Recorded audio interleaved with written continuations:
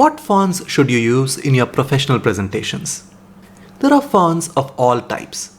The bold ones, the thin ones, the formal ones, the casual ones, the handwritten ones, the script-based ones, the decorative ones, and so many more. Out of all these fonts, how do you choose the right fonts for your presentations? That's the question we will answer today. I'll give you just 3 parameters to consider, and that will help you pick the right fonts for your presentation. Sounds good?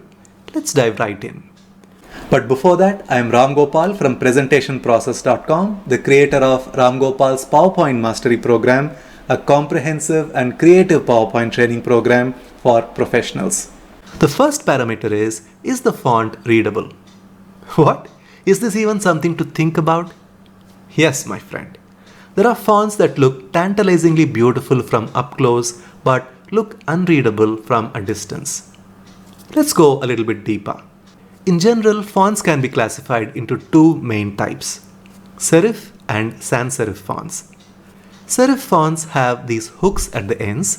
Sans serif fonts don't have any hooks.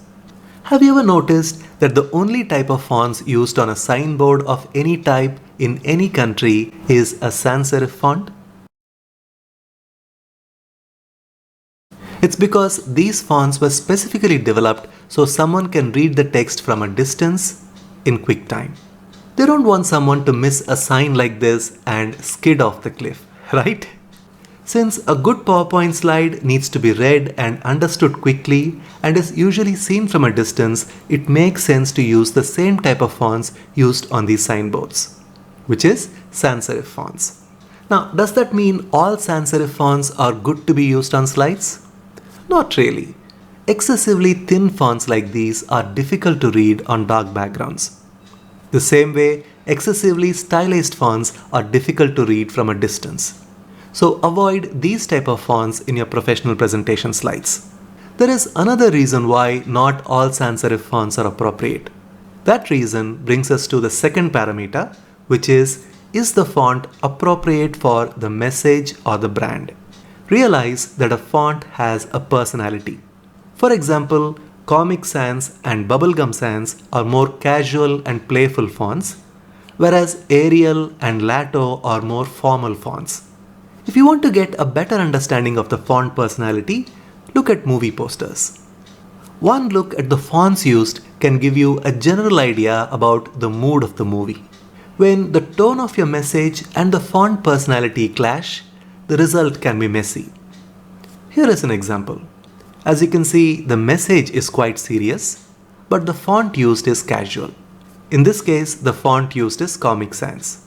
Now here, the same message is shown using Bubblegum Sans. The message feels a little bit off, isn't it?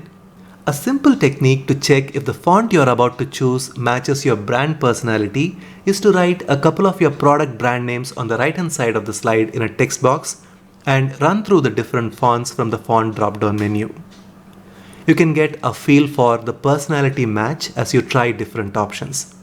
It will surely avoid the possibility of an obvious clash between your brand personality and the font personality. Now, the third and final parameter is, do you actually need to use another font type in the first place? In other words, the parameter is, are you using too many fonts? It's ideal to use just 3 types of fonts on a slide. One for the slide title, since you want it to stand out from the rest of the content on the body of the slide. One for the body content, and the last one for highlight. You may use this highlight font to mention a special comment on your chart or on your diagram. Of course, you would use this third type or the highlight font sparingly. On most occasions, 2 fonts are more than enough for a professional presentation. That's why you would notice that there are just 2 types of fonts listed in the font theme selection in PowerPoint.